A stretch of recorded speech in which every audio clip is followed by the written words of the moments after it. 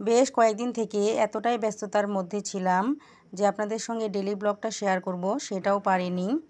ছেলের ছিল জন্মদিন আর সেই উপলক্ষে একা হাতে সব কিছু কাজ করতে হয়েছে, তার জন্যই এডিটিংয়ের কাজও করতে পারিনি আর ব্লগও শেয়ার করতে পারিনি। তো যাই হোক বন্ধুরা, এখন থেকে চেষ্টা করব ডেইলি ব্লগ দিবার, আপনারা অবশ্যই আমার পাশে থাকবেন।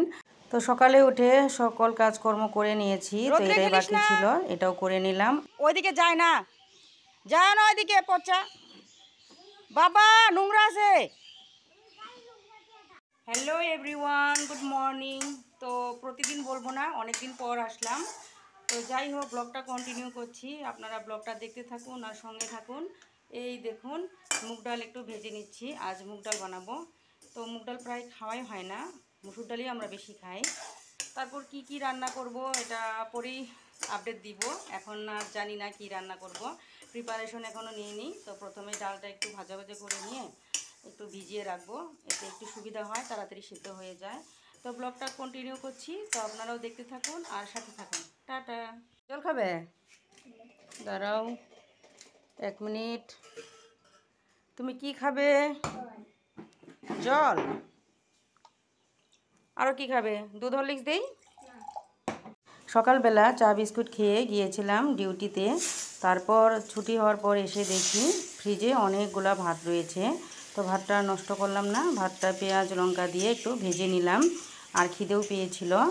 তো তারপর এদিকে কিন্তু আবার রান্নাও বসিয়ে দিয়েছি। ওই যে ডালটা ভিজিয়ে রেখেছিলাম, তো ডালটা প্রেসার কুকারে দিয়ে দিলাম। ভেবেছিলাম যে এমনি কড়াইতে বানাবো, কিন্তু দেরি হয়ে গেছে অনেক, তার জন্যেই প্রেসার কুকারেই সেদ্ধ করে নিলাম। আর এদিকে দেখুন বরমশাই নিয়ে এসেছে মানে চিংড়ি মাছ আর রুই মাছ। তো চিংড়ি মাছ যেহেতু আমি খাই না, তার জন্যই রুই মাছ নিয়ে এসেছে।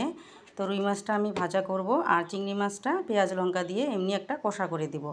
কেন জানি ছোটোবেলা থেকেই আমার এই চিংড়ি মাছটা পছন্দ না, তার জন্যে আমি খাই না। তো তবুও আমি একটা খেয়ে মানে ট্রাই করেছিলাম যে চেষ্টা করব, কিন্তু খেতে পারি না।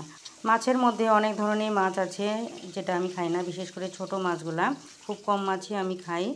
তো যাই হোক বন্ধুরা, এই দেখুন লাল লাল করে ভেজে নিলাম। তো ওই কড়াইয়ে কষাটা করে নিব। এই যে বেশি করে একটু পেঁয়াজ দিয়েছি, লঙ্কা দিয়েছি, একটু ভাজা ভাজা করে নিলাম। তারপরেই পরিমাণ মতো জল দিয়ে আমি কষাটা করে নিব। বেশি ঝোল রাখবো না, ঝোল রাখলে ভালো হবে না, কারণ যেহেতু কোনো সবজি নেই। আর ওদিকে দেখুন মুগ ডালটা সম্বার দিয়ে নিলাম। এই চিংড়ি মাছটার কিন্তু লাউ চিংড়িও ভালো লাগে, তো আমি বানাতাম, লাউ ছিল না, তার জন্য এমনি বানিয়েছি। আর দেখুন আমার রান্না কিন্তু প্রায় শেষ, আর মাছ ভাজি তো করে নিয়েছি আগেই, এবার খাওয়া দাওয়ার পালা। বন্ধুরা, আপনারা কে কোথায় থেকে আমার এই ব্লগটি দেখছেন অবশ্যই কিন্তু কমেন্টে জানাবেন। আর হ্যাঁ, ব্লগটি কেমন লাগলো এটাও অবশ্যই কমেন্টে জানাবেন। আজকের মতো তাহলে ব্লগটা এই পর্যন্তই রাখছি। তো চলে আসবো আগামীকাল নতুন একটা ব্লগ নিয়ে। আপনারা সবাই ভালো থাকুন, সুস্থ থাকুন, এই কামনাই করি। আজকের মতো টাটা।